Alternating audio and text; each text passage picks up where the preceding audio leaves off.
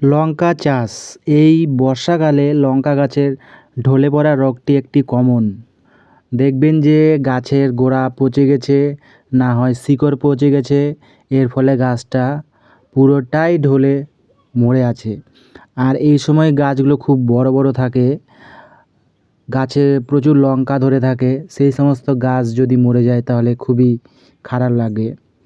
তো এই লঙ্কা গাছের ঢলে পড়া রোগ থেকে মুক্তি পাওয়ার জন্য আজকের এই বিশেষ একটা মানে প্রতিবেদন বলতে পারেন, মানে কি করলে এই লঙ্কা গাছে ঢলে পড়া রোগটাকে একটু কন্ট্রোল করা যাবে। তার কারণ এটা 100% কন্ট্রোল করা যায় না।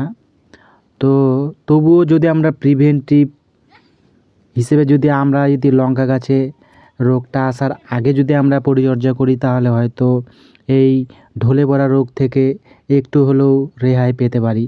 তো চলুন দেখা যাক আজকের কী পরিচর্যা করলে আপনারা গাছের ঢলে পড়া রোগটাকে কন্ট্রোল করতে পারবেন। তো প্রথমে তো জমিটার মানে পরিচর্যার ব্যাপারে বলা যায়, মানে চারিদিকে এমনভাবে কোদাল দিয়ে খনন করতে হবে যাতে জল জমে না থাকে। ছোট ছোট ড্রেন গর্ত করে মানে লঙ্কা গাছের গোড়াটাকে একটু উঁচু করে দিতে হবে, বেড তৈরি করে দিতে হবে যাতে জল জমে না থাকে। জল জল পড়ার সঙ্গে সঙ্গে সেই জল যাতে জমি থেকে বের হয়ে যায় এটার দিকে খেয়াল রাখতে হবে। মেন কথা হচ্ছে যে জমিতে যাতে জল জমে না থাকে, ব্যাস।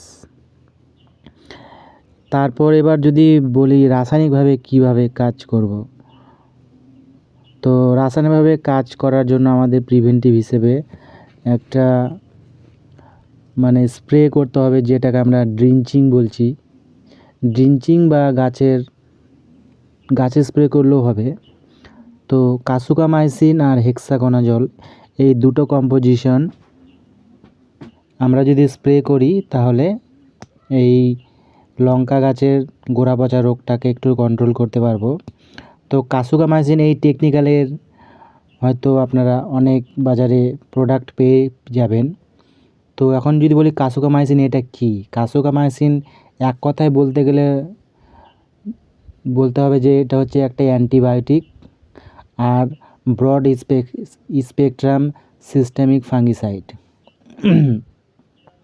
তো এটা একটা অ্যান্টিবায়োটিক হিসেবে কাজ করে এই কাসুকামাইসিন। তো এই কাসুকামাইসিন আমরা ধানুকা কোম্পানির একটা প্রোডাক্ট আছে কাসুবি, এটাতে আমরা কাসুকামাইসিন পেয়ে যাব। তো এই কাসুবি এটা আমরা 15 লিটার জলে 15 ml দিয়ে স্প্রে করলে খুব ভালো কাজ পাওয়া যাবে। তার সঙ্গে হেক্সাকোনাজল এটা আপনারা ব্যবহার করতে পারেন। হেক্সাকোনাজল টেকনিক্যালের অনেক হয়তো প্রোডাক্ট পেয়ে যাবেন বাজারে। তো ধানুকা কোম্পানির হেক্সাধন প্লাস এটা আপনারা ব্যবহার করতে পারেন 15 লিটার জলে 15 ml। তো এখন যদি বলি এই হেক্সাকোনাজলটা কী, হেক্সাকোনাজল হচ্ছে সিস্টেমিক ট্রাইজল ফাঙ্গিসাইড। এটা একটা ফাঙ্গিসাইড হিসেবে কাজ করছে, মানে ফাঙ্গাস ডিজিজ এটাকে কন্ট্রোল করবে। তো মোদ্দা কথা হচ্ছে কাসুবি আর হেক্সাধন প্লাস এই দুটো প্রোডাক্ট একসঙ্গে মিশিয়ে লঙ্কা গাছে যদি স্প্রে করে দিই বা যদি গোড়াতে যদি ড্রিঞ্চিং করি তাহলেও কাজ হবে। তো কাসুবি 15 ml আর হেক্সাধন প্লাস 15 ml এই দুটো দিয়ে স্প্রে করলে লঙ্কা গাছের ঢলে পড়া রোগটাকে কন্ট্রোল করা যাবে। এইগুলো একরকমভাবে। এবার যদি আর একটু অন্য টেকনিক্যালের ক্ষেত্রে যদি বলি, বিশেষ করে আমাদের মানে চারা গাছ যখন আমরা করি না, দেখবেন যে অটোমেটিক চারা গাছগুলো ঢলে পড়ে আছে, গাছের গোড়াটা কেমন যেন শুকিয়ে গেছে। এটার ক্ষেত্রে আমরা মেটালাক্সিল প্লাস ম্যানকোজেব এই দুটো টেকনিক্যাল যুক্ত যে সমস্ত প্রোডাক্টগুলো আছে সেগুলো আমরা ব্যবহার করতে পারবো। তো মেটালাক্সিল আর ম্যানকোজেব এই দুটো প্রোডাক্ট, এই দুটো টেকনিক্যাল আছে এমন প্রোডাক্ট হচ্ছে টাটা কোম্পানির টাটা মাস্টার আর হচ্ছে রিডোমিল গোল্ড। এই দুটো প্রোডাক্টের মধ্যে আমরা পেয়ে যাব এই মেটালাক্সিল আর ম্যানকোজেব। এটা যে আমরা 15 লিটার জলে 20 গ্রাম থেকে 25 গ্রাম যদি স্প্রে করি তাহলে আমাদের যে চারা গাছে ঢলে পড়ার রোগটা হয় সেটাকে আমরা কন্ট্রোল করতে পারবো আর খুব ভালো কাজ হবে।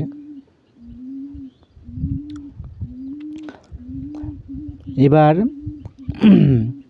যদি ঘন ঘন বৃষ্টিপাত হয়, খুব গাছ যদি পচে মারা যায়, তাহলে আমরা একটু হাই পাওয়ারের যদি টেকনিক্যাল ব্যবহার করি তাহলে এই গোড়া পচা রোগটাকে আমরা কন্ট্রোল করতে পারবো। আর এই বর্ষার সময় তো এত বৃষ্টি ঘন ঘন হয় না, মানে গাছের গোড়াগুলো কেমন যেন পচে যেতে চাইছে। তো এই বর্ষার হাত থেকে রক্ষার জন্য আমরা একটু দামি টেকনিক্যাল বা অনেকগুলো ওষুধ একসঙ্গে মিশিয়ে যদি স্প্রে করি তাহলে এই গোড়া পচা রোগটাকে আমরা থামাতে পারবো। তো প্রথম যে টেকনিক্যালটা হচ্ছে থায়োফেনেট মিথাইল, এটা তার সঙ্গে কপার অক্সিক্লোরাইড, এই দুটো টেকনিক্যালের যদি আমরা ব্যবহার করি তাহলে এই গোড়া পচা রোগটাকে কন্ট্রোল করতে পারবো।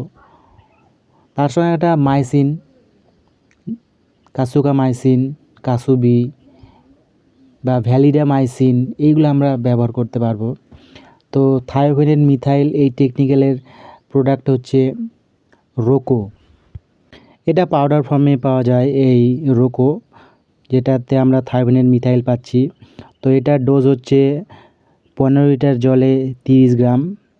তার সঙ্গে কপার অক্সিক্লোরাইড যুক্ত মানে যে সমস্ত প্রোডাক্টগুলো আছে সেগুলো হচ্ছে টাটা কোম্পানির ব্লাইটক্সটা আপনারা ব্যবহার করতে পারেন 15 লিটার জলে 15 গ্রাম। তাহলে রোকো আর হচ্ছে ব্লাইটক্স এই দুটো প্রোডাক্ট একসঙ্গে মিশিয়ে স্প্রে যদি করেন তাহলে এই গোড়া পচা রোগটাকে থামানো যাবে। তো ডোজ তো বললাম, রোকো দিবেন 15 লিটার জলে 30 গ্রাম আর ব্লাইটক্স দিবেন 15 গ্রাম, 15 লিটার জলে 15 গ্রাম।